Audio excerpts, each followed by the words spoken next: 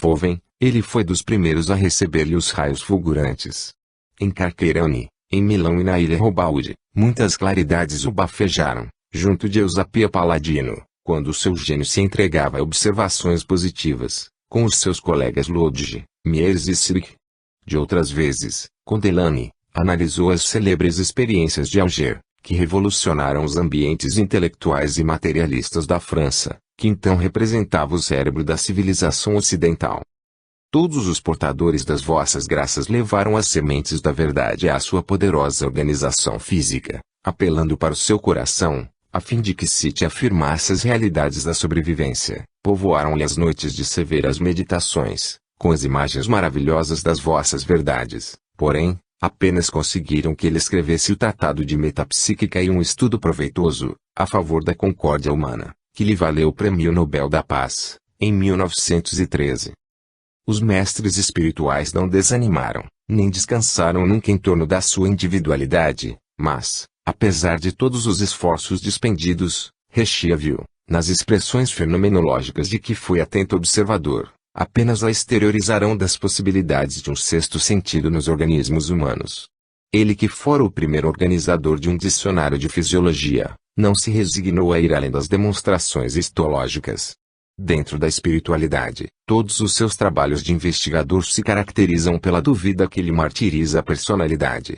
Nunca pode, Senhor, encarar as verdades imortalistas, senão como hipótese, mas o seu coração é generoso e sincero. Ultimamente, nas reflexões da velhice, o grande lutador se veio inclinando para a fé, até hoje inacessível ao seu entendimento de estudioso. Os vossos mensageiros conseguiram inspirar-lhe um trabalho profundo, que apareceu no planeta como a grande esperança e, nestes últimos dias, a sua formosa inteligência realizou para o mundo uma mensagem entusiástica, em prol dos estudos espiritualistas. Pois bem, exclamou o Senhor, Richet terá de voltar agora a Penates. Traze de novo aqui a sua individualidade, para as necessárias interpelações. Senhor, assim tão depressa? Retornou o anjo, advogando a causa do grande cientista. O mundo vê em Richet um dos seus gênios mais poderosos, guardando nele sua esperança. Não conviria protelar a sua permanência na Terra, a fim de que ele vos servisse, servindo à humanidade? Não, disse o Senhor tristemente. Se, após 85 anos de existência sobre a face da Terra, não pode reconhecer, com a sua ciência, a certeza da imortalidade, é desnecessária a continuação de sua estadia nesse mundo. Como recompensa aos seus esforços honestos em benefício dos seus irmãos em humanidade, quero dar-lhe agora, com o poder do meu amor, a centelha divina da crença, que a ciência planetária jamais lhe concedeu, nos seus labores ingratos e frios. No leito de morte, Richet tem as pálpebras cerradas e o corpo na posição derradeira, em caminho da sepultura. Seu espírito inquieto de investigador não dormiu o grande sono. Há ali, cercando-lhe os despojos, uma multidão de fantasmas. Gabriel Delany estende-lhe os braços de amigo. Denise e Flammarion o contemplam com bondade e carinho. Personalidades eminentes da França antiga, velhos colaboradoras da Revista dos Mundos, cooperadores devotados dos anais das ciências físicas ali estão, para abraçarem o mestre no limiar do seu túmulo. Richet abre os olhos para as realidades espirituais que lhe eram desconhecidas. Parece-lhe haver retrocedido às materializações da Vila Carmen, mas, ao seu lado, repousam os seus despojos, cheios de detalhes anatômicos. O eminente fisiologista reconhece-se no mundo dos verdadeiros vivos. Suas percepções estão intensificadas, sua personalidade é a mesma aí. No momento em que volve a atenção para a atitude carinhosa dos que o rodeiam, ouve uma voz suave e profunda falando de infinito. Richet, exclama o Senhor no tribunal da sua misericórdia, porque não afirmaste a imortalidade, e porque desconheceste o meu nome no teu apostolado de missionário da ciência e do labor. Abri todas as portas de ouro que te poderia reservar sobre o mundo. Perquiriste todos os livros. Aprendeste e ensinaste, fundaste sistemas novos do pensamento, à base das dúvidas dissolventes. 85 anos se passaram, esperando eu que a tua honestidade me reconhecesse, sem que a fé desabrochasse em teu coração.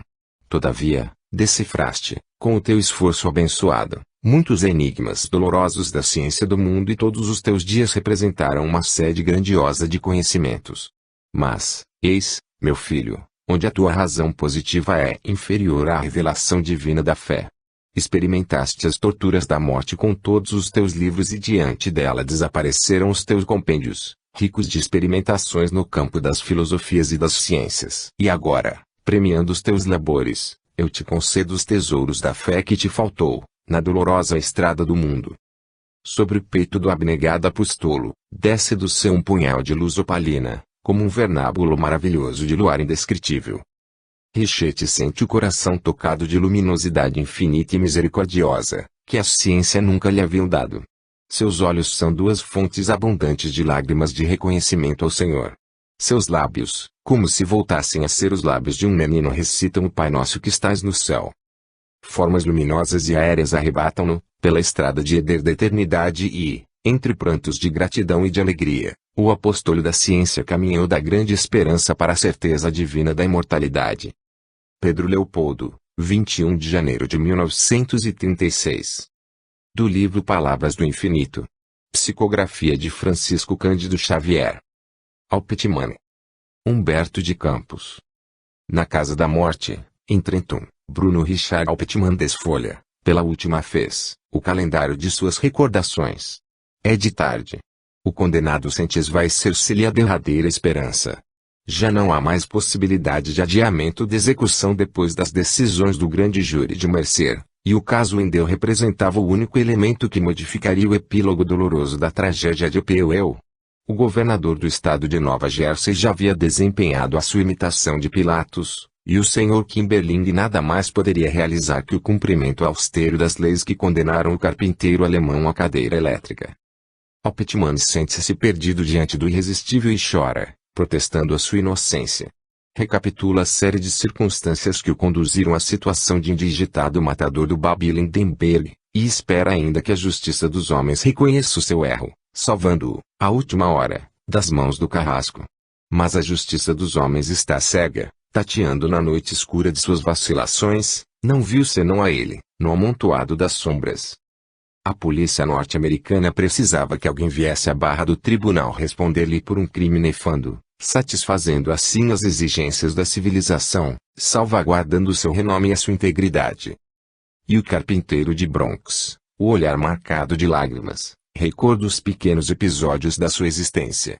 A sua velha humilde de Camentes, o ideal da fortuna nas terras americanas, a esposa aflita e desventurada e a imagem do filhinho, brincando nas suas pupilas cheias de pranto. Alpetman esquece-se então dos seus nervos de aço e da sua serenidade perante as determinações da justiça, e chora convulsivamente, enfrentando os mistérios silenciosos da morte. Paira no seu cérebro a desilusão de todo o esforço diante da fatalidade e, sentindo o escoamento dos seus derradeiros minutos, foge espiritualmente do torvelinho das coisas humanas para se engolfar nas meditações das coisas de Deus.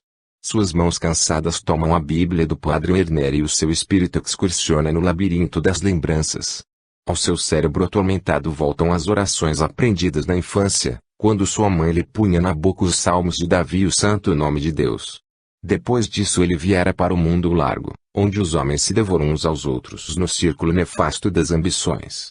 Suas preces de menino se perderam como restos de um naufrágio em noite de Procela. Ele não conhecera nenhum apóstolo e jamais lhe mostraram, no turbilhão escuro das lutas humanas, uma figura que se assemelhasse àquele homem suave dos evangelhos. Entretanto, nunca como naquela hora, ele sentiu tanto o desejo de ouvir a palavra sedutora do Sermão da Montanha. Aos seus ouvidos ecoavam as derradeiras notas daquele cântico de glorificação aos bem-aventurados do mundo, pronunciado num crepúsculo, há 2000 anos, para aqueles que a vida condenou ao infortúnio, e uma voz misteriosa lhes segredava aos ouvidos os segredos da cruz, cheia de belezas ignoradas. Alpetman tome o capítulo do Salmo 23 e repete com o profeta: "O Senhor é o meu pastor, nada me faltará." O relógio da penitenciária prosseguia, decifrando os enigmas do tempo, e o carrasco já havia chegado para o seu terrível mister. 50 testemunhas ali se conservavam para presenciar a cena do supremo desrespeito pelas vidas humanas. Médicos, observadores das atividades judiciárias, autoridades e guardas, ali se reuniam para encerrar tragicamente um drama sinistro que emocionou o mundo inteiro. O condenado, à hora precisa, cabelos raspados à máquina zero e calça fundida para que a execução não falhasse, entra, calado e sereno, na câmara da morte. Havia no seu rosto um suor pastoso como o dos agonizantes. Nenhuma sílaba se lhe escapou da garganta silenciosa. Contemplou calmamente o olhar curioso e angustiado dos que o rodeavam, representando ironicamente o testemunho das leis humanas. No seu peito não havia o perdão de Cristo para os seus verdugos, mas um vulcão de prantos amargos torturava-lhe o íntimo nos instantes derradeiros, considerando toda a inutilidade de ação, diante do destino e da dor. Deixou-se amarrar à poltrona da morte enquanto seus olhos tangíveis não viam mais os benefícios alegres da claridade, mergulhando-se nas trevas compactas em que iam entrar. Eliot imprime o primeiro movimento à roda fatídica, correntes elétricas anestesiam o cérebro do condenado, e, dentro de 4 minutos, pelo preço mesquinho de alguns centavos, os Estados Unidos da América do Norte exercem a sua justiça. Não obstante as dúvidas tremendas que pairam sobre a culpabilidade do homem sobre cuja cabeça recaíram os rigores de suas sentenças. Muito se tem escrito sobre o doloroso drama de Opeuel. Os jornais de todo o mundo focalizaram o assunto, e as estações de rádio encheram a atmosfera com as repercussões dessa história emocionante. Não é demais, portanto, que o morto se interesse por esse processo que apaixonou a opinião pública mundial. Não para exercer a função de revisor dos erros judiciários, mas para extrair a lição da experiência e o benefício do ensinamento. As leis penais da América do Norte não possuíam elementos comprobatórios da culpa do Bruno Alpetman como autor do nefando infanticídio. Para conduzi-lo à cadeira da morte não se prevaleceu senão dos argumentos dubitativos, inadmissíveis dentro da cultura jurídica dos tempos modernos. Muitas circunstâncias preponderavam no desenrolar dos acontecimentos, e que não foram tomadas na consideração que lhes era devida. A história de Isidoro Fish, a ação de Betty Cole e de Violeta Sharp, a leviandade das acusações de Javier Condon e a dúvida profunda empolgando todos os corações que acompanharam, em suas etapas dolorosas, o desdobramento desse processo sinistro. Mas em tudo isso, nessa tragédia que feriu cruelmente a sensibilidade cristã, há uma justiça pairando mais alto que todas as decisões dos tribunais humanos, somente acessível aos que penetraram o escuro mistério da vida, no ressurgimento das reencarnações. Alpetman sacrificado na sua inocência, Harold Filman com desprestígio político perante a opinião pública do seu país e Lindbergh, herói de um século, ídolo do seu país e um dos homens mais afortunados do mundo, fugindo de sua terra ao bordo do American Importer, onde quase lhe faltava o conforto mais comezinho, como se fora um criminoso vulgar, são personalidades interpeladas na terra pela justiça suprema. Nos mundos e nos espaços há uma figura de Argos observando todas as coisas. No seu tribunal do direito absoluto a Temis divina arquiteta a trama dos destinos de todas as criaturas. E só nessa justiça pode a alma guardar a sua esperança, porque o direito humano, quase sempre filho da supremacia da força, é às vezes falho de verdade e de sabedoria. Dia virá em que a justiça humana compreenderá a extensão do seu erro, condenando um inocente. As autoridades jurídicas ao de se preparar para a enunciação de uma nova sentença, mas o processo terá subido integralmente para a alçada da equidade suprema. Debalde os juízes da terra tentarão restabelecer a realidade dos fatos com os recursos de sua tardia argumentação, porque nesse dia, quando Bruno Richard Alpetman for convocado para o último depoimento em favor do resgate de sua memória, o carpinteiro de Bronx, que os homens eletrocutaram, não passará de um punhado de cinzas. 6 de abril de 1936. Do livro Palavras do Infinito. Psicografia de Francisco Cândido Xavier. A Ordem do Mestre. Humberto de Campos. Avizinhando-se o Natal, havia também no céu um reboliço de alegrias suaves. Os anjos acendiam estrelas nos cômodos de neblinas douradas e vibravam no ar as harmonias misteriosas que encheram um dia de encantadora suavidade a noite de Belém. Os pastores do paraíso cantavam e, enquanto as harpas divinas tangiam suas cordas sob o esforço caricioso dos zéfiros da imensidade, o Senhor chamou o discípulo bemamado ao seu trono de jasmins matizados de estrelas. O vidente de Patmos não trazia o estigma da decrepitude como nos seus últimos dias entre as esporades. Na sua fisionomia pairava aquela mesma candura adolescente que o caracterizava no princípio do seu apostolado. João, disse-lhe o mestre, lembras-te do meu aparecimento na terra? Recordo-me, Senhor. Foi no ano 749 da Era Romana, apesar da arbitrariedade de Frei Dionísios, que colocou erradamente o vosso natalício em 754. Não, meu João, retornou docemente o senhor, não é a questão cronológica que me interessa em te arguindo sobre o passado. É que nessas suaves comemorações vem até mim o murmúrio doce das lembranças. Ah! Sim, mestre amado, retrucou o pressuroso discípulo, compreendo-vos. Falais da significação moral do acontecimento. Oh! Se me lembro.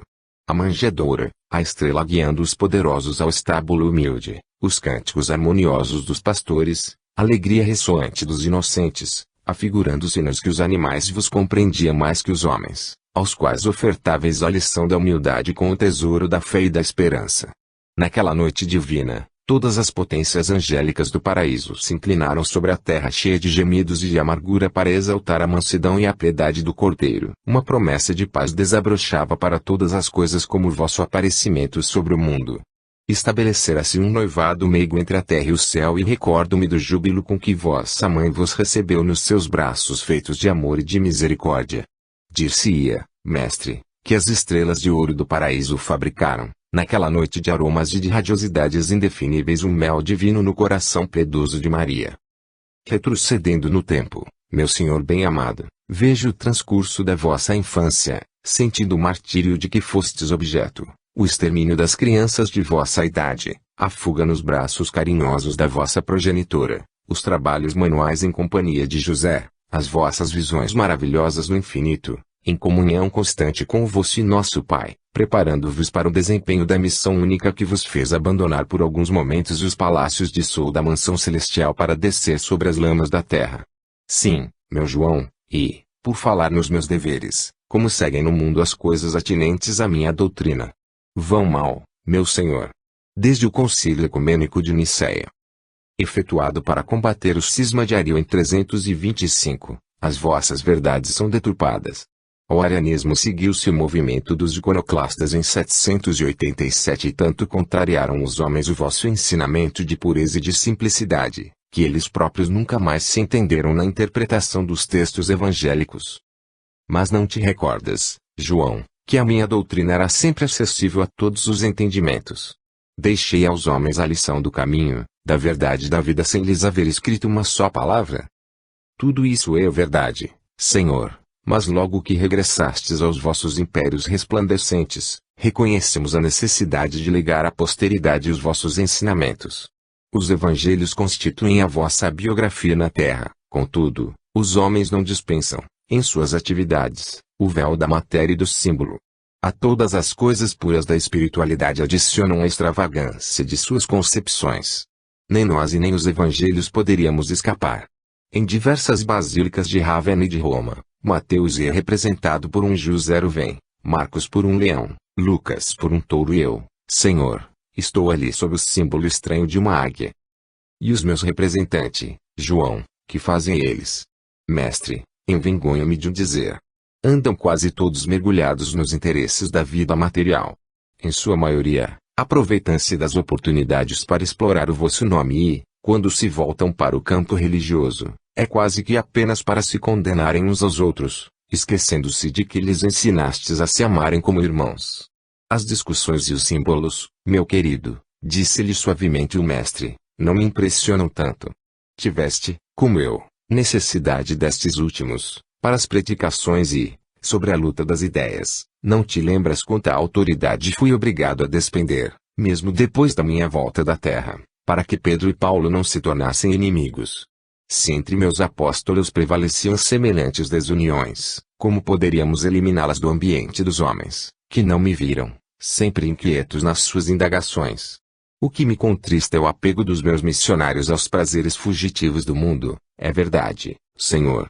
Qual o núcleo de minha doutrina que detém no momento maior força de expressão? É o departamento dos bispos romanos, que se recolheram dentro de uma organização admirável pela sua disciplina, mas altamente perniciosa pelos seus desvios da verdade. O Vaticano, Senhor, que não conheceis, é um amontoado suntuoso das riquezas das traças e dos vermes da terra. Dos seus palácios confortáveis e maravilhosos irradia-se todo um movimento de escravização das consciências. Enquanto vós não tinhais uma pedra onde repousar a cabeça, Dolorida os vossos representantes dormem à sua cesta sobre almofadas de veludo e de ouro, enquanto trazieis os vossos pés macerados nas pedras do caminho escabroso. Quem se inculca como vosso embaixador traz a vossa imagem nas sandálias matizadas de pérolas e de brilhantes. E junto de semelhantes superfluidades e absurdos, surpreendemos os pobres chorando de cansaço e de fome, ao lado do luxo inababesco das basílicas suntuosas, erigidas no mundo como um insulto à glória da vossa humildade e do vosso amor. Choram as crianças desamparadas, os mesmos pequeninos a quem estendieis os vossos braços compassivos e misericordiosos. Enquanto sobram as lágrimas e os soluços entre os infortunados, nos templos, onde se cultua a vossa memória, transbordam moedas em mãos cheias, parecendo, com amarga ironia, que o dinheiro é uma defecação do demônio no chão acolhedor da vossa casa.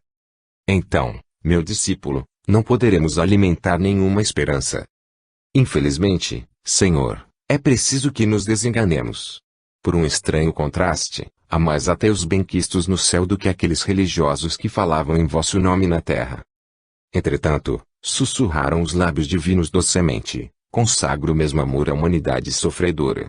Não obstante a negativa dos filósofos, as ousadias da ciência, o apodo dos ingratos, a minha piedade é inalterável. Que sugeres, meu João, para solucionar tão amargo problema? Já não dissestes, um dia, mestre, que cada qual tomasse a sua cruz e vos seguisse. Mas prometi ao mundo um consolador em tempo oportuno. E os olhos claros e límpidos, postos na visão piedosa do amor de seu Pai Celestial, Jesus exclamou, se os vivos nos traíram, meu discípulo bem-amado, se traficam com o objeto sagrado da vossa casa, profligando a fraternidade e o amor, mandarei que os mortos falem na terra em meu nome. Deste Natal em diante, meu João, descerrarás mais um fragmento dos véus misteriosos que cobrem a noite triste dos túmulos para que a verdade ressurja das mansões silenciosas da morte. Os que já voltaram pelos caminhos ermos da sepultura retornarão à terra para difundirem a minha mensagem, levando aos que sofrem, como a esperança posta no céu as claridades benditas do meu amor. E desde essa hora memorável, há mais de 50 anos, o Espiritismo veio, com as suas lições prestigiosas, felicitar e amparar na terra a todas as criaturas. Pedro Leopoldo, 20 de dezembro de 1935. Do livro Palavras do Infinito. Psicografia de Francisco Cândido Xavier. Ó Jerusalém! Ó Jerusalém! Humberto de Campos.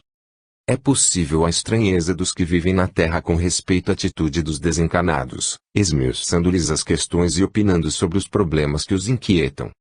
É lógico, porém, que os recém-libertos do mundo falem mais com o seu cabedal de experiências do passado, que com a sua ciência do presente, adquirida à custa de faculdades novas, que o homem não está ainda à altura de compreender. Podem imaginar-se na Terra determinadas condições da vida sobre a superfície de Marte, mas, o que interessa, por enquanto, ao mundo semelhantes descobertas, se os enigmas que o assoberbam ainda não foram decifrados. Para o exilado da Terra, não vale a psicologia do homem desencanado. Tateando na prisão escura da sua vida, seria quase um crime aumentar-lhe as preocupações e ansiedades. Eu teria muitas coisas novas a dizer, todavia, apraz-me, com o objeto de me fazer compreendido, debruçar nas bordas do abismo em que andei vacilando, subjugado nos tormentos, perquirindo seus logogrifos inextricáveis para arrancar as lições da sua inutilidade. Também o homem nada tolera que venha infringir o método da sua rotina. Presumindo-se rei na criação, não admite as verdades novas que esfacelam a sua coroa de argila. Os mortos, para serem reconhecidos, deverão tanger a tecla da mesma vida que abandonaram. Isso é intuitivo. O jornalista, para alinhavar os argumentos da sua crônica, busca os noticiários, aproveita-se dos acontecimentos do dia, tirando a sua ilação das ocorrências, do momento. E meu espírito volve a contemplar o espetáculo angustioso dessa Abissínia, abandonada no seio dos povos, como o derradeiro reduto da liberdade de uma raça infeliz, cobiçada pelo imperialismo do século, lembrando-me de Castro Alves nas suas amarguradas vozes da África. Deus, ó Deus, onde estás que não respondes? Em que mundo, em que estrela tu te escondes? Embuçado nos céus? Há 2000 anos te mandei meu grito, que embaúde, desde então, corre o infinito. Onde estás, Senhor Deus? Da Roma poderosa partem as caravanas de guerreiros. Cartago agoniza no seu desgraçado heroísmo. Públio Cornélio consegue a mais estrondosa das vitórias. Os cérebros dos patrícios ilustres embriagam-se no vinho do triunfo, e nas galerias suntuosas, onde as águias simbolizam o orgulhoso poder da Roma eterna, lamentam-se os escravos nos seus nefandos martírios. Os Césares enchem a cidade das Sabinas de troféus e glórias. Todos os deuses são venerados. Os países são submetidos e os povos entoam o hino de obediência à Senhora do Mundo. Já não se ouve a melodiosa flauta de panos bosques da Tessália e nas margens do Nilo apagam-se as luzes dos mais suaves mistérios. Vítima, porém, dos seus próprios excessos, o grande império vê apressar-se a sua decadência. No esboroamento dos séculos, a invencível potência dos Césares é um montão de ruínas. Sobre os seus mármores suntuosos aumentam as destruições. Roma dormiu o seu grande sono. Ela, contudo, que desperta. Mussolini deixa escapar um grito do seu peito de ferro e a Roma antiga acorda do letargo, reconhecendo a perda dos seus imensos domínios. Urge, porém, recuperar o poderio, empenhando-se em alargar o seu império colonial. Onde e como?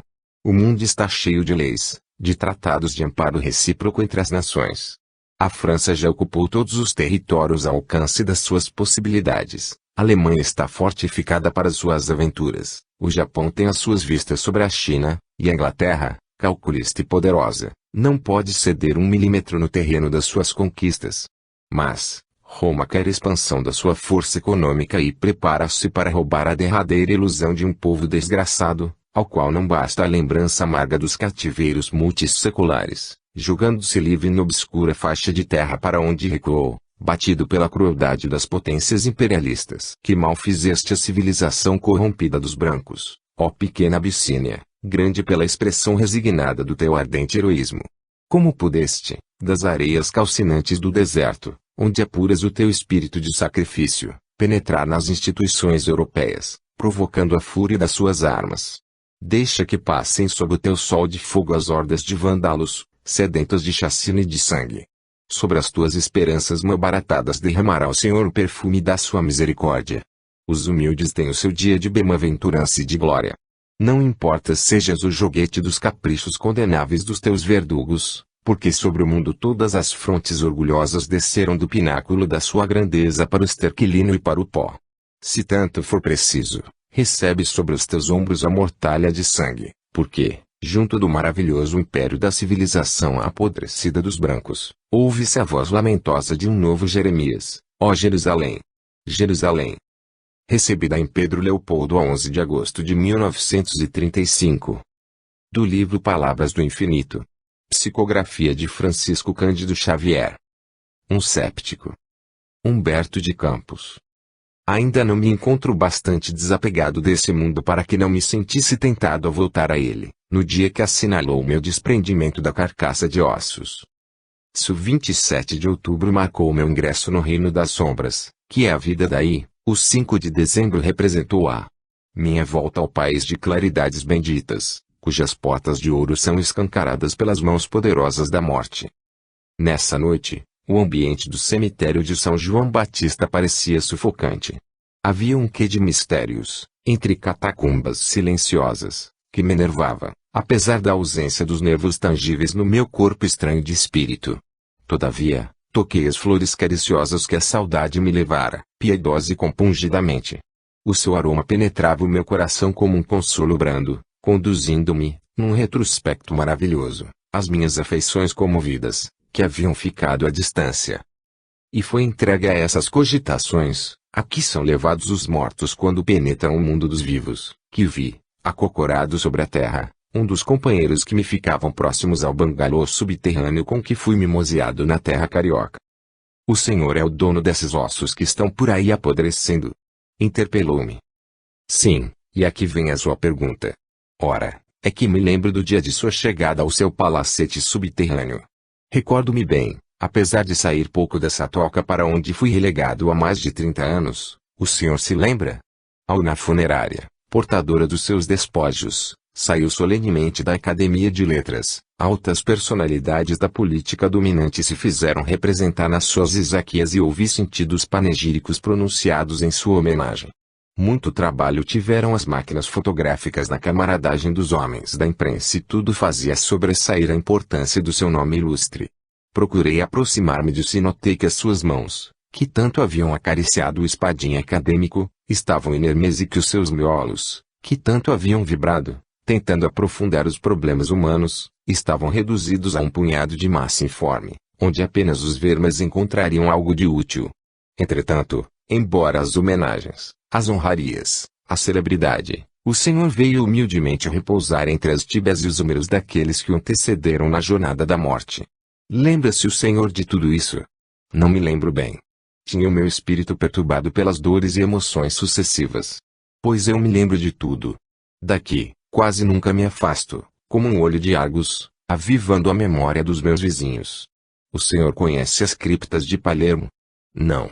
Pois nessa cidade os monges, um dia, conjugando a piedade com o interesse, inventaram um cemitério bizarro. Os mortos eram mumificados e não baixavam à sepultura. Prosseguiam de pé sua jornada de silêncio e de nudez espantosa. Milhares de esqueletos ali ficaram, em marcha, vestidos ao seu tempo, segundo os seus gostos e opiniões. Muito rumor causou essa parada de caveiras e de canelas, até que um dia um inspetor da higiene, visitando essa casa de sombras da vida e enojado com a presença dos ratos que roíam displicentemente as costelas dos traspassados ricos e ilustres que se davam ao gosto de comprar ali um lugar de descanso, mandou cerrar-lhe as portas pelo ministro Crispi, em 1888. Ora bem, eu sou uma espécie dos defuntos de Palermo. Aqui estou sempre de pé, apesar dos meus ossos estarem dissolvidos na terra, onde se encontraram com os ossos dos que foram meus inimigos. A vida é assim, disse-lhe eu, mas, por que se dá o amigo a essa inglória tarefa na solidão em que se martiriza? Não teria vindo do orbe com bastante fé, ou com alguma credencial que o recomendasse a este mundo cujas fileiras agora integramos. Credenciais? Trouxe muitas. Além da honorabilidade de velho político do Rio de Janeiro, trazia as insígnias da minha fé católica, apostólica romana. Morri com todos os sacramentos da Igreja, porém, apesar das palavras sacramentais, da liturgia e das felicitações dos Isopos, não encontrei viva alma que me buscasse para o caminho do céu, ou mesmo do inferno. Na minha condição de defunto incompreendido, procurei os templos católicos, que certamente estavam na obrigação de me esclarecer. Contudo, depressa me convenci da inutilidade do meu esforço. As igrejas estão cheias de mistificações. Se Jesus voltasse agora ao mundo, não poderia tomar um átomo de tempo pregando as virtudes cristãs, na base luminosa da humildade. Teria de tomar, incontinente, ao regressar a este mundo, um látego do fogo e trabalhar anos a fio no saneamento de sua casa. Os vendilhões estão muito multiplicados e a época não comporta mais o sermão da montanha. O que se faz necessário, no tempo atual, no tocante a esse problema, é a creolina de que falava Guerra Junqueiro nas suas blasfêmias. Mas, o irmão está muito cético. É preciso esperança e crença. Esperança e crença. Não acredito que elas salvem o mundo, com essa geração de condenados. Parece que maldições infinitas perseguem a moderna civilização. Os homens falam de fé e de religião, dentro do snobismo e da elegância da época. A religião é para uso externo, perdendo-se o espírito nas materialidades do século. As criaturas parecem muito satisfeitas sob a tutela estranha do diabo. O nome de Deus, na atualidade, não deve ser evocado senão como máscara para que os enigmas do demônio sejam resolvidos. Não estamos nós aqui dentro da terra da Guanabara, paraíso dos turistas, cidade maravilhosa. Percorra, Senhor, ainda depois de morto, as grandes avenidas, as artérias gigantescas da capital e verá as crianças famintas, as mãos nauseantes dos leprosos, os rostos desfigurados e pálidos das mães sofredoras, enquanto o governo remodela os teatros, incentiva as orgias carnavalescas e multiplica regalos e distrações. Vá ver como o câncer devora os corpos enfermos no hospital da Gamboa, ande pelos morros, para onde fugiu a miséria e o infortúnio, visite os hospícios e leprosários. Há de se convencer da inutilidade de todo o serviço em favor da esperança e da crença. Em matéria de religião, tente materializar-se e corra aos prédios elegantes e aos bangalôs adoráveis de Copacabana e do Leblon, suba a Petrópolis e grite a verdade. O seu fantasma seria corrido a pedradas. Todos os homens sabem que hão de chocalhar os ossos, como nós, algum dia, mas um vinho diabólico envenenou no berço essa geração de infelizes e de descrentes. Porque o amigo não tenta o espiritismo. Essa doutrina representa hoje toda a nossa esperança. Já o fiz. É verdade que não compareci em uma reunião de sabedores da doutrina, conhecedores do terreno que perquiriam, mas estive em uma assembleia de adeptos e procurei falar-lhes dos grandes problemas da existência das almas. Exprobrei os meus erros do passado, penitenciando-me das minhas culpas para escarmentá-los. Mostrei-lhes as vantagens da prática do bem, como base única para encontrarmos a senda da felicidade, relatando-lhes a verdade terrível, na qual me achei um dia, com os ossos confundidos com os ossos dos miseráveis. Todavia, um dos componentes da reunião interpelou-me a respeito das suas tricas domésticas, acrescentando uma pergunta quanto à marcha dos seus negócios. Desiludi-me. Não tentarei coisa alguma. Desde que temos vida depois da morte, prefiro esperar a hora do juízo final, hora essa em que deverei buscar um outro mundo, porque, com respeito à terra, não quero chafurdar-me na sua lama. Por estranho paradoxo vivo depois da morte, serei adepto da congregação dos descrentes. Então, nada o convence. Nada. Ficarei aqui até a consumação dos erros, se a mão do diabo não se lembrar, de me arrancar dessa toca de ossos moídos e cinzas asquerosas. E, quanto ao Senhor, não procure afastar-me dessa misantropia. Continue gritando para o mundo que lhe guarda os despojos. Eu não o farei. E o singular personagem recolheu-se à escuridão do seu canto imundo, enquanto pesava no meu espírito a certeza dolorosa da existência dessas almas vazias e incompreendidas na parada eterna dos túmulos silenciosos para onde os vivos levam de vez em quando as flores perfumadas da sua saudade e da sua afeição.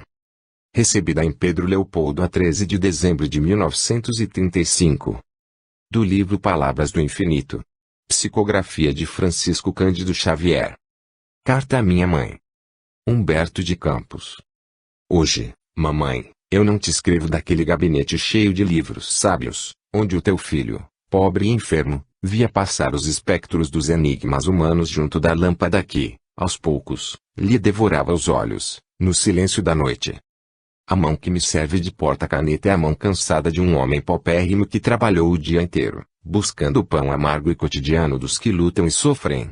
A minha secretária é uma tripeça tosca à guisa de mesa e as paredes que se rodeiam são nuas e tristes como aquelas de nossa casa desconfortável em Pedra do Sal. O telhado sem forro deixa passar a ventania lamentosa da noite e deste remanso humilde onde a pobreza se esconde, exausta e desalentada. Eu te escrevo sem insônias e sem fadigas para contar-te que ainda estou vivendo para amar e querer a mais nobre das mães. Queria voltar ao mundo que eu deixei para ser novamente teu filho, desejando fazer-me um menino, aprendendo a rezar com o teu espírito santificado nos sofrimentos. A saudade do teu afeto leva-me constantemente a essa Parnaíba das nossas recordações, cujas ruas arenosas, saturadas do vento salitroso do mar, sensibilizam a minha personalidade e dentro do crepúsculo estrelado de tua velhice, cheia de crença e de esperança, vou contigo, em espírito, nos retrospectos prodigiosos da imaginação, aos nossos tempos distantes.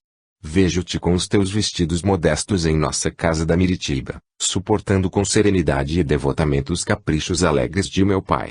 Depois, faço a recapitulação dos teus dias de vivez dolorosa junto da máquina de costura e do teu terço de orações, sacrificando a mocidade e a saúde pelos filhos, chorando com eles a orfandade que o destino lhe reservara e junto da figura gorda e risonha da Medoca ajoelho-me aos teus pés e repito: meu Senhor Jesus Cristo, se eu não tiver de ter uma boa sorte, levai-me deste mundo, dando-me uma boa morte. Muitas vezes, o destino te fez crer que partirias antes daqueles que havias nutrido com o beijo das tuas carícias, demandando os mundos ermos e frios da morte. Mas partimos e tu ficaste. Ficaste no cadinho doloroso da saudade, prolongando a esperança numa vida melhor no seio imenso da eternidade.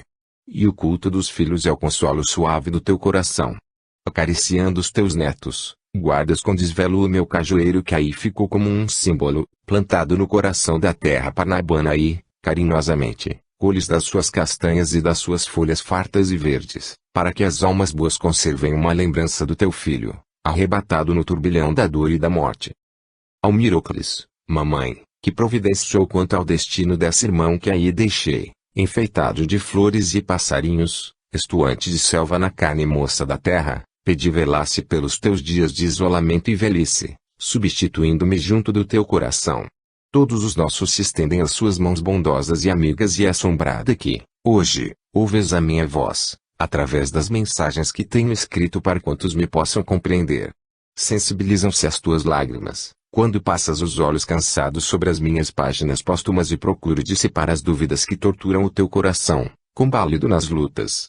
Assalta-me o desejo de me encontrares, tocando-me com a generosa ternura de tuas mãos, lamentando as tuas vacilações e os teus escrúpulos, temendo aceitar as verdades espíritas em detrimento da fé católica que te vem sustentando nas provações.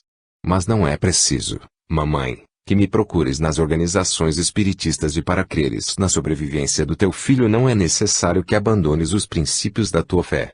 Já não há mais tempo para que o teu espírito excursione em experiências no caminho vasto das filosofias religiosas.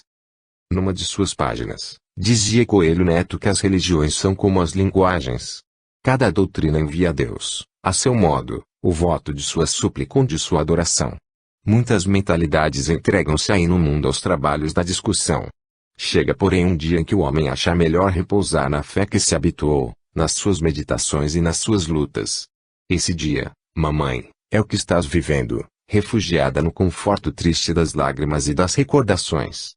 Acendendo as culminâncias do teu calvário de saudade e de angústia, fixas os teus olhos na celeste expressão do crucificado, e Jesus que é a providência misericordiosa de todos os desamparados e de todos os tristes, te fala ao coração dos vinhos suaves e doces de Caná que se metamorfosearam no vinagre amargoso dos martírios e das palmas verdes de Jerusalém que se transformaram na pesada coroa de espinhos. A cruz então se te afigura mais leve e caminhas. Amigos devotados e carinhosos te enviam de longe o terno consolo dos seus afetos e prosseguindo no teu culto de amor aos filhos distantes, esperas que o Senhor com as suas mãos prestigiosas, venha decifrar para os teus olhos os grandes mistérios da vida. Esperar e sofrer têm sido os dois grandes motivos em torno dos quais rodopiaram os teus quase 75 anos de provações, de viuvez e de orfandade. E eu, minha mãe, não estou mais aí para afagar-te as mãos trêmulas e os teus cabelos brancos que as dores santificaram. Não posso prover-te de pão e nem guardar-te da fúria da tempestade, mas abraçando teu espírito, sou a força que adquires na oração como se absorvesses um vinho misterioso e divino. Inquirido certa vez pelo grande Luiz Gama sobre as necessidades de sua alforria, um jovem escravo lhe observou: Não, meu senhor. A liberdade que me oferece me doeria mais que o ferrete da escravidão, porque minha mãe, cansada e decrépita, ficaria sozinha nos martírios do cativeiro. Se Deus me perguntasse, mamãe, sobre os imperativos da minha emancipação espiritual, eu teria preferido ficar aí, não obstante a claridade apagada e triste dos meus olhos e hipertrofia que me transformava num monstro para levar-te o meu carinho e a minha afeição, até que pudéssemos partir juntos, desse mundo onde sonhamos tudo para nada alcançar. Mas se a morte parte os grilhões frágeis do corpo, é impotente para dissolver as algemas inquebrantáveis do espírito. Deixa que o teu coração prossiga, oficiando no altar da saudade da oração, cântaro divino e santificado. Deus colocará dentro dele o mel abençoado da esperança e da crença, e, um dia, no portal ignorado do mundo das sombras, eu virei, de mãos entrelaçadas com a Midoka, retrocedendo no tempo para nos transformarmos em tuas crianças bem mamadas. Seremos agasalhados então nos teus braços cariciosos como dois passarinhos minúsculos, ansiosos da doçura quente e doce das asas de sua mãe, e guardaremos as nossas lágrimas nos cofres de Deus onde elas se cristalizam como as moedas fulgurantes e eternas do erário de todos os infelizes e desafortunados do mundo. Tuas mãos segurarão ainda o terço das preces inesquecíveis e nos ensinarás, de joelhos, a implorar de mãos postas as bênçãos prestigiosas do céu. E enquanto os teus lábios sussurrarem de mansinho salve, Rainha, Mãe de Misericórdia, começaremos juntos a viagem ditosa do infinito sobre o dossel luminoso das nuvens claras, tenues e alegres do amor. Rio de Janeiro, 1 de maio de 1936. Do livro Palavras do Infinito. Psicografia de Francisco Cândido Xavier. A primeira comunicação. João de Deus. A cabeça de Chico Xavier pende sobre o peito. Um estranho estremecimento agita-o. Segura automaticamente o lápis do que o presidente lhe dá e, apoiando a fronte com a mão esquerda, faz a direita deslizar sobre o papel, com os olhos semicerrados. O lápis desliza com uma rapidez incrível sobre o papel. É uma letra grande, bastante ilegível. O médium, depois de escrever 3 laudas, descansa um pouco a mão sobre a mesa. O repórter aproveita a interrupção e lê. Do livro Palavras do Infinito. Psicografia de Francisco Cândido Xavier. Segunda comunicação, Emmanuel. Chico Xavier faz o lápis correr, novamente, sobre o papel. Agora a longa comunicação de Emmanuel, o guia do médium, que faz um belíssimo estudo sobre a atual situação político-social do mundo, mostrando as causas determinantes da formação de novas doutrinas atentatórias à liberdade humana e às leis que regem o universo. A Espanha do momento, segundo diz Emmanuel, não é mais do que um reflexo do estado atual do catolicismo, em virtude da corrupção de seus ministros e da desvirtuação das finalidades que se propuseram cumprir em todos os séculos e gerações. Tão grave é a situação do mundo, atualmente, diz ainda o espírito de Emmanuel, que se torna necessária a intervenção dos mortos, cujos olhos veem onde os olhos dos vivos não podem ver, a fim de ministrar conselhos e ensinamentos. Dada a extensão do estudo de Emmanuel, deixamos de transcrevê-lo em nossas colunas. Do livro Palavras do Infinito. Psicografia de Francisco Cândido Xavier. A Casa de Ismael. Humberto de Campos.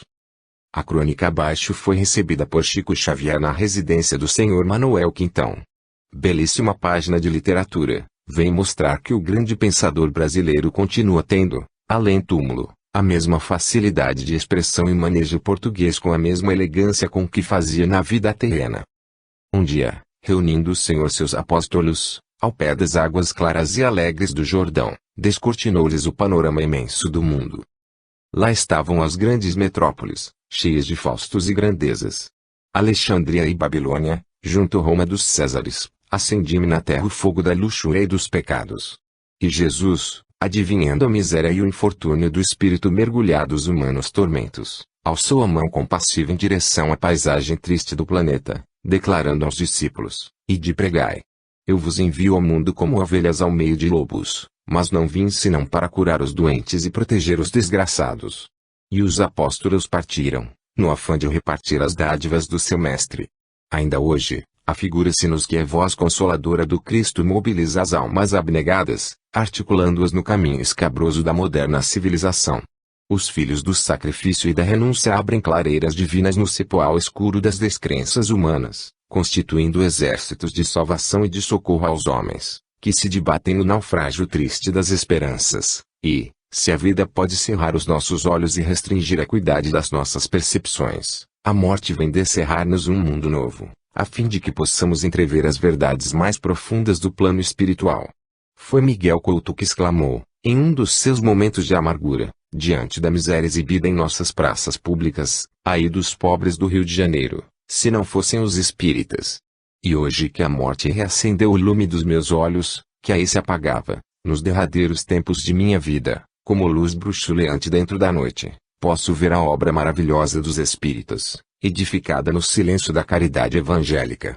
Eu não conhecia somente o asilo São Luís, que se derrama pela enseada do Caju como uma esteira de pombais claros e tranquilos, onde a velhice desamparada encontra remanso de paz, no seio das tempestades e das dolorosas experiências do mundo, como realização da piedade pública, aliada à propaganda das ideias católicas.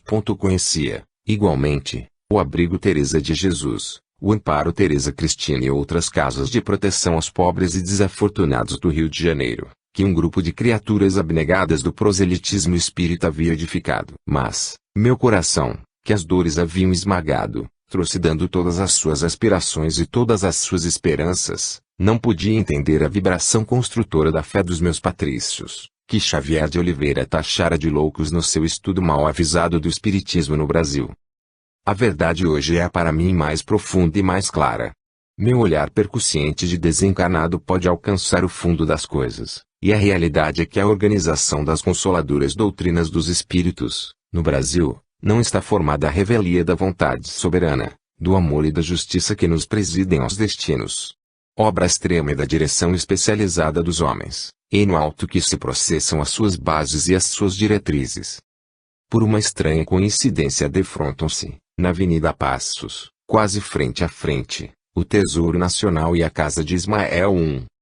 Tesouros da terra e do céu, guardam-se no primeiro as caixas fortes do ouro tangível, ou das suas expressões fiduciárias, e, no segundo, reúnem-se os cofres imortalizados das moedas do espírito. De um, parte a corrente fertilizante das economias do povo, objetivando a vitalidade física do país, e, do outro, parte o manancial da água celeste que sacia toda a sede, derramando energias espirituais e intensificando o bendito labor da salvação de todas as almas. A obra da Federação Espírita Brasileira é a expressão do pensamento imaterial dos seus diretores do plano invisível, indene de qualquer influenciação da personalidade dos homens. Semelhantes àqueles discípulos que partiram para o mundo como sal da terra, na feliz expressão do Divino Mestre, os seus administradores são intérpretes de um ditame superior, quando aliados de sua vontade individual para servir ao programa de amor e de fé a qual se propuseram. O roteiro de sua marcha é conhecido e analisado no mundo das verdades do Espírito e a sua orientação nasce da fonte das realidades superiores e eternas, não obstante todas as incompreensões e todos os combates. A história da casa de Ismael nos espaços está cheia de exemplos edificantes de sacrifícios e dedicações. Se Augusto Conte afirmou que os vivos são cada vez mais governados pelos mortos, nas intuições do seu positivismo, nada mais fez que refletir a mais sadia de todas as verdades. A federação que guarda consigo as premissas de sede do tesouro espiritual da terra de Santa Cruz não está de pé somente à custa do esforço dos homens, que por maior que lhes seja será sempre caracterizado pelas fragilidades e pelas fraquezas. Muitos dos seus sempre diretores desencarnados aí se conservam como aliados do exército da salvação que ali se reúne. Ainda há poucos dias, enquanto a avenida fervilhava de movimento, vi às suas portas uma figura singela e simpática de velhinho, pronto para esclarecer e abençoar com as suas experiências. Conhece-o? Disse-me alguém rente aos ouvidos. Pedro Richard. Nesse ínterim passa um companheiro da humanidade, cheio de instintos perversos que a morte não conseguiu converter à piedade e ao amor fraterno. E Pedro Richard abre os seus braços paternais para a entidade cruel. Irmão, não queres a benção de Jesus? Entra comigo ao seu banquete. Por quê? Replica-lhe o infeliz, transbordando perversidade e zombaria. Eu sou ladrão e bandido, não pertenço à sociedade do teu mestre. Mas não sabes que Jesus salvou Dimas, apesar de suas atrocidades, levando em consideração o arrependimento de suas culpas. Diz-lhe o velhinho com um sorriso fraterno. Eu sou o mau ladrão, Pedro Richard. Para mim não há perdão nem paraíso. Mas o irmão dos infelices abraça em plena rua movimentado o leproso moral e me diz suavemente aos ouvidos. Jesus salvou o bom ladrão e Maria salvou o outro. E o que eu vi foi uma lágrima suave e clara rolando na face do pecador arrependido. Senhor, eu não estive aí no mundo na companhia dos teus servos abnegados e nem comunguei à mesa de Ismael onde se guarda o sangue do teu sangue e a carne da tua carne que constituem a essência de luz da tua doutrina. Eu não te vi senão com Tomé, na sua indiferença e na sua amargura, e como os teus discípulos no caminho de Emaús, com os olhos enevoados pelas neblinas da noite. Todavia podia ver-te na tua casa, onde se recebe a água divina da fé portadora de todo o amor, de toda a crença e de toda esperança. Mas não é tarde, Senhor. Desdobra sobre o meu espírito a luz da tua misericórdia e deixa que desabroche ainda agora, no meu coração de pecador, as açucenas perfumadas do teu perdão e da tua piedade para que eu seja incorporado às falanges radiosas que operam na sua casa, exibindo com o meu esforço de espírito a mais clara e a mais sublime de todas as profissões de fé. Do livro Palavras do Infinito. Psicografia de Francisco Cândido Xavier. Democracia, Fascismo-Comunismo. Duas mensagens de Nilo Peçanha sobre o momento político brasileiro. Nilo Peçanha. Democracia, Fascismo, Comunismo. Se difícil e inoportuna se torna aos espíritos a ação de se miscuir nos problemas atinentes à iniciativa necessária dos homens, nada os impede de oferecer aos que ficaram na liça, despendendo energias na mesma atividade que constituiu o característico de suas existências sobre a face da terra, auxiliando assim aos que avançam pela estrada evolutiva, os cabedais de suas experiências, única riqueza que lhes ficou das temporalidades desse mundo. Todos quantos amaram o Brasil, ofertando-lhe a vida, no que ela possuía de melhor, é claro que não poderiam permanecer indiferentes aos problemas da coletividade nacional. Uma questão grandiosa demais pela sua complexidade e importância deve preocupar a quantos se encarregaram do governo do povo para o povo. A política nacional infelizmente não vem encarando as suas obrigações austeras como se faz mister. No letargo que os poderes da força propiciam, ouvindo empolgados cantos de sereia do partidarismo e do individualismo perniciosos, vem olvidando os seus máximos deveres, as suas obrigações mais sagradas. É óbvio que no Brasil da atualidade a única fórmula governamental adaptável às conveniências do país, para que as massas permaneçam isentas dos sacrifícios de toda a natureza, tem de ser baseada nas linhas democráticas, preparando-se a nacionalidade pela educação dentro da ordem para a evolução do futuro. Entretanto, o extremismo vem solapando o edifício das nossas instituições, espalhando doutrinas anarquizadoras, copiando os programas dos outros, esquecendo-se de que ainda não nos dignamos examinar, em mais de 100 anos de nossa independência jurídica, as realidades nossas, as questões visceralmente brasileiras, alheios ao ambiente que reflete as feições idiosincráticas do nosso povo.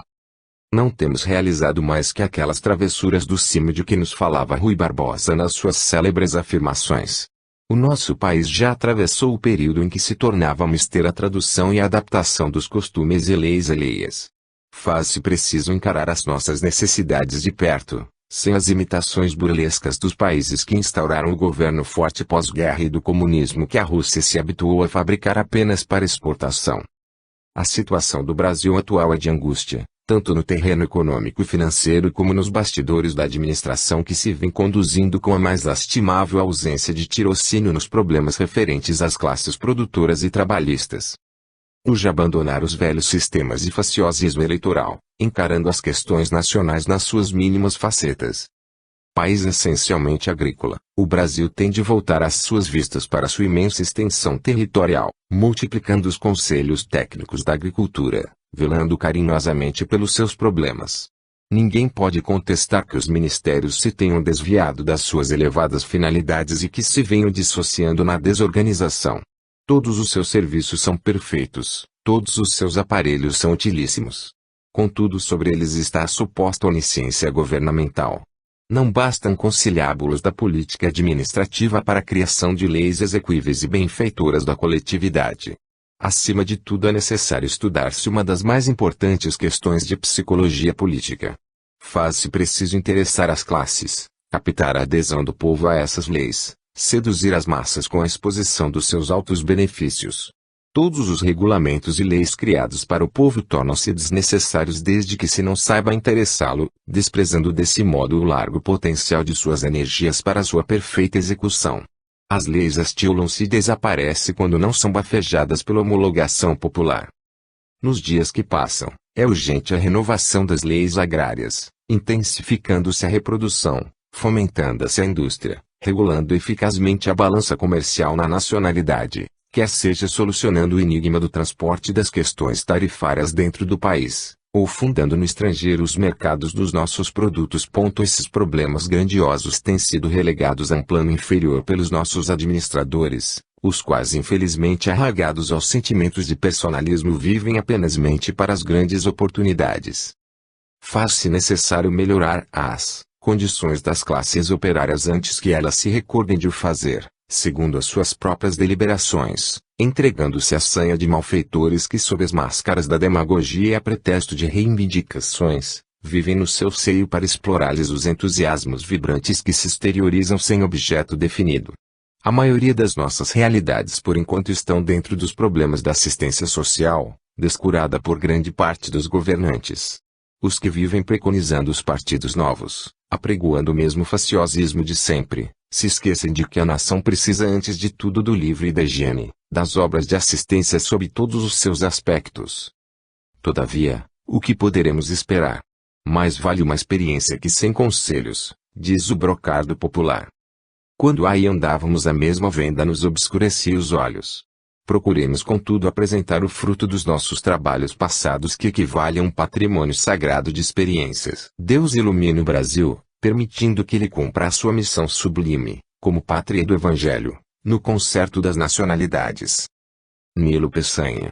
Recebida em Pedro Leopoldo a 31 de julho de 1935. Se for certo que, fisicamente, Todas as nações representam em si o patrimônio comum da humanidade, eliminando-se o sentimento dos regionalismos, injustificáveis, em virtude do laço de fraternidade que une todas as criaturas, ante a vontade soberana de Deus. É certo igualmente que determinadas coletividades, mesmo no plano espiritual, colaboram em favor do progresso dos núcleos humanos a que se sentem escravizadas pelos mais santos laços.